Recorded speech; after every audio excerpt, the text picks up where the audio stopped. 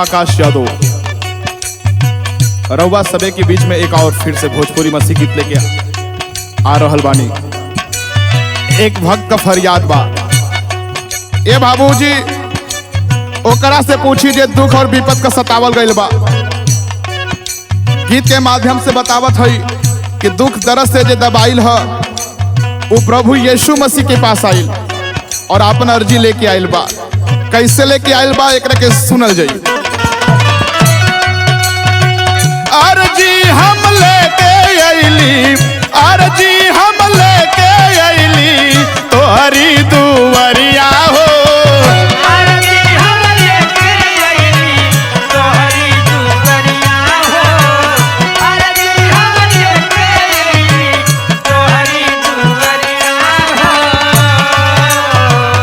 अर्जी हम लेके आइली, अर्जी हम लेके आइली तोहरी दुआरिया हो। सुन ले बा प्रभु यीशु हमारी पुकारिया हो। सुन ले बा प्रभु यीशु हमारी पुकारिया हो। सुन ले बा प्रभु यीशु हमारी पुकारिया हो। सुन ले बा प्रभु यीशु। जगवा में दुखवा भी अतिया सतावाले।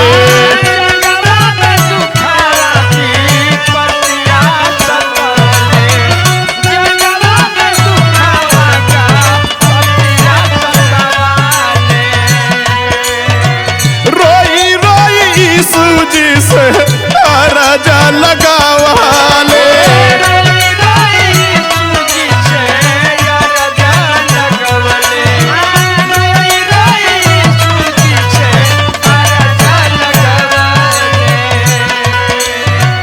दुखवा दर्द लेके, दुखवा दर्द लेके अइली दुआरिया हो।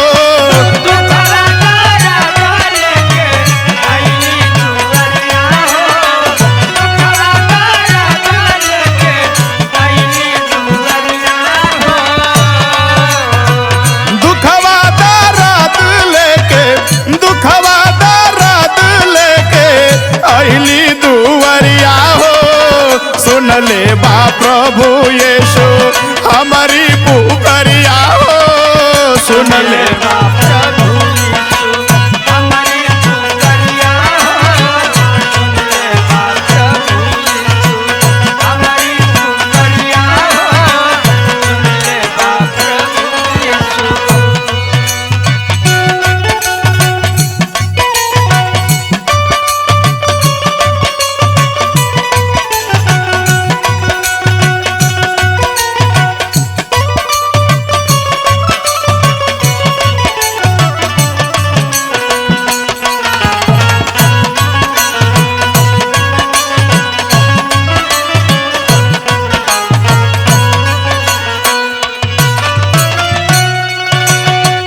ए बाबूजी ध्यान देवल जाई। बाइबल में एक विधवा महतारी का बेटा ये दुनिया के छोड़ के चल गई। आ है रे ओ महतारी के करेजा फट रहल बा। अर्थी के लोग लेके जात रहलन और उतने में प्रभु यीशु मसीह अइलन और कहलन ना इनके नगरिया में उपकार कोइली।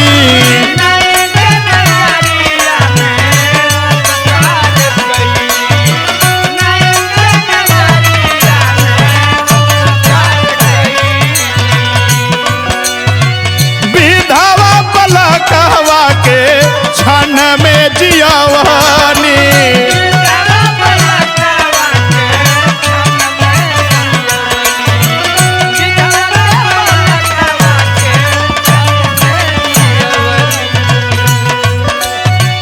सब लोग चूमे लागल, सब लोग चूमे लागल तोहरी चरनिया हो।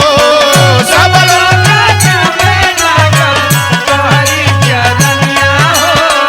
सब लोग चूमे लागल, सब लोग चूमे लागल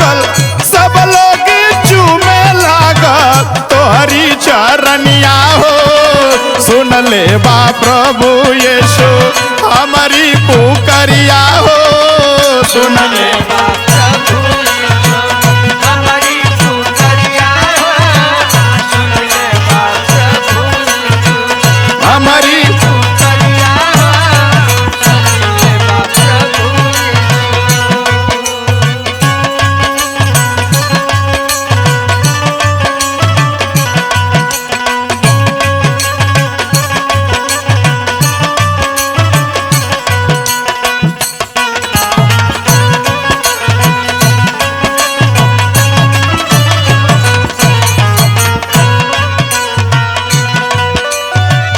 बाइबल में प्रेरितों के काम ओकरे 3रे अध्याय में अगर आप पढ़िहन, एक लंगड़ा भिखारी मंदिर के द्वार पे छोड़ल गइल बा ताकि वो आने जाने वाले से भीख मांग सके। लंगड़ा भिखारी तड़पे मंदिर के दुआरिया,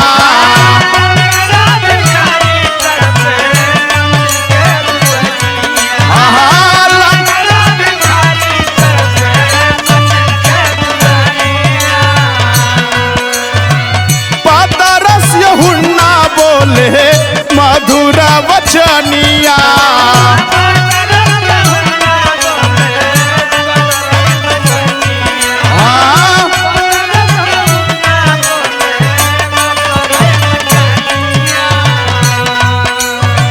सोना चांदी नाही बाटे, सोना चांदी नाही बाटे हमारी नियरिया हो